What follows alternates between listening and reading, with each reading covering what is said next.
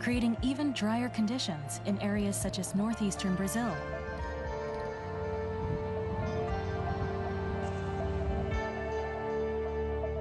This dramatic change in climate would affect farming and fishing industries, straining the world's food supply. Ecosystems would also be dealt a serious blow.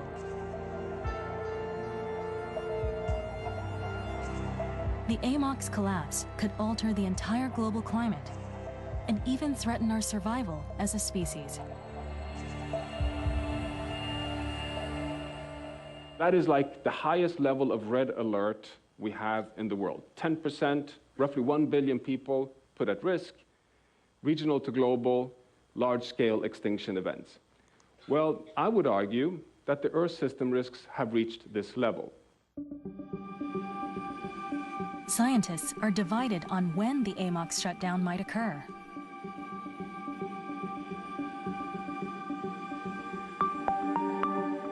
In 2021, the Intergovernmental Panel on Climate Change published a report stating that an abrupt collapse wouldn't take place before the year 2100.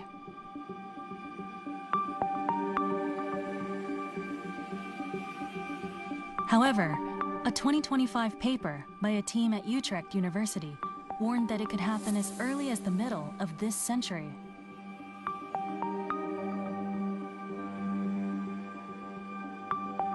Experts predict different timings, but the consensus at the Global Tipping Points Conference was that the AMOC would be significantly weakened by 2050.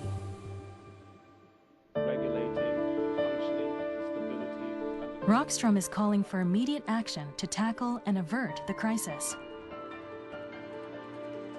This is really serious and that we have to act accordingly. I think that is something that every citizen deserves to be informed about. But we also have to inform that the solutions exist. You want to transition fast away from fossil fuels because fossil fuels is yesterday. The renewable and green energy systems is the future. So it shouldn't be so difficult, strictly speaking. The challenge today is that we have to go very fast. The only way to prevent the AMOC's collapse is to accelerate the reduction of greenhouse gas emissions. Our future depends on the ongoing discussions at COP30.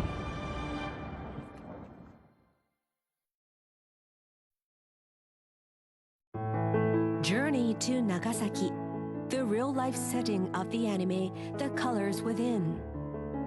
A leading anime singer explores the locations. So beautiful. As the journey syncs with the anime, a heartfelt encounter awaits.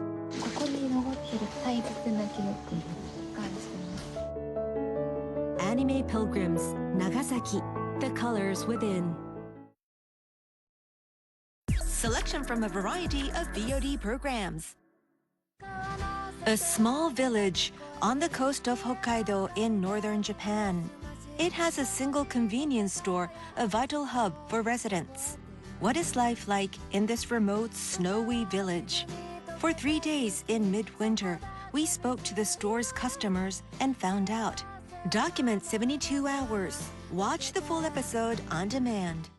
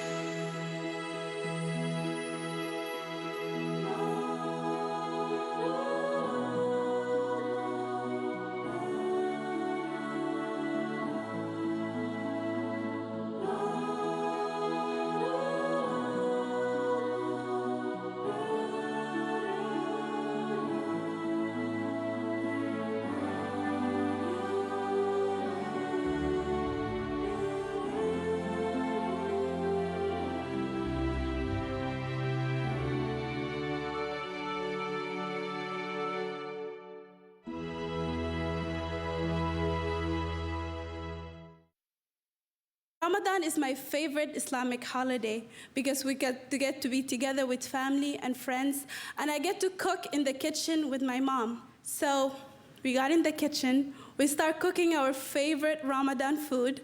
My mom got to cook her favorite lentil soup with all of her spices.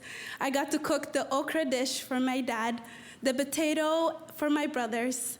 We were happy. The tradition in Sudan is that you place all the food right before the sun sets, right on the ground, so the family can join in the circle and enjoy the meal together. So that's exactly what my mother and I did. 15 minutes before we can eat. All I was thinking about was all the delicious food that was waiting. My brother was sleeping all day, and now he got up to take a shower, suddenly came running so fast and tripped on the food that we just cooked. 50 years ago, PBS NewsHour aired its very first broadcast. Half a century later, we're still at it, guided by the same principles and mission.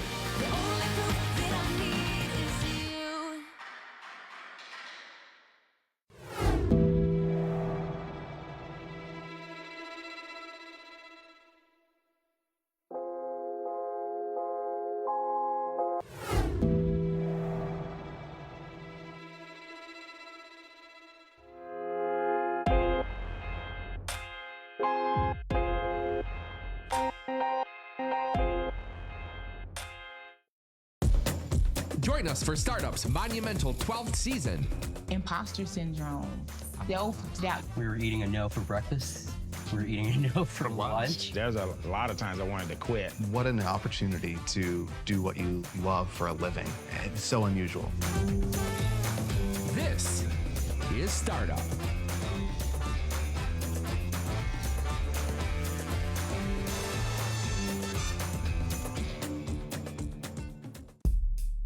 Big ideas. It is so important that we see ourselves on stage. Unlimited conversations. We can have great presidents of this country who can do great things to move this democracy forward.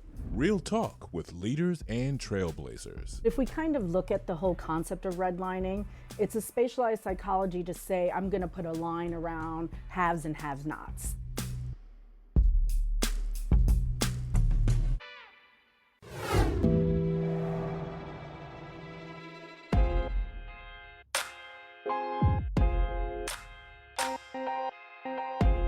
I'm David Weston.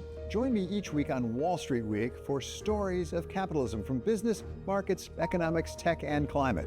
We go on the road for a look at what lies behind the headlines of today and what will likely be the headlines tomorrow. We need more transparency. Oil and gas is still important. They said every citizen should be investing in the market. Accelerate progress in all fields of science. Watch Wall Street Week right here on World. More than what you need to know, it's what you need to think about.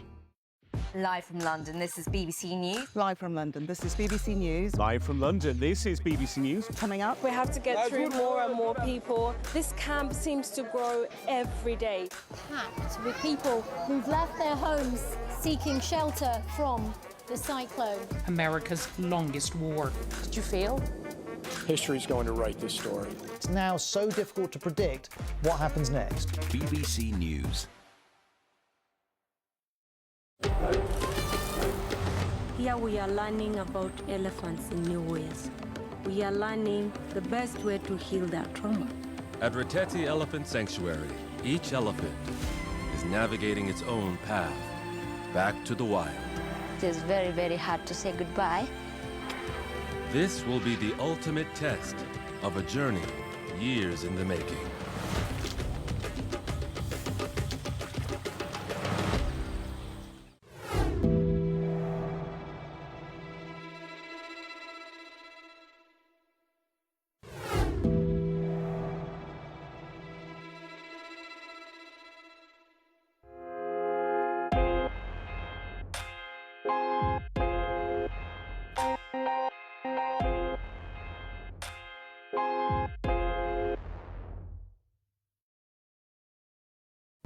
Es nuestro hogar. Across America, mobile homes provide much-needed affordable housing. Everybody's dream is to have a place that they can call their own. But there's a catch. It's about who owns the land. Most mobile home park residents own their homes, but not the land they live on. As rents skyrocket, the communities are fighting back. a decent home on America Reframed.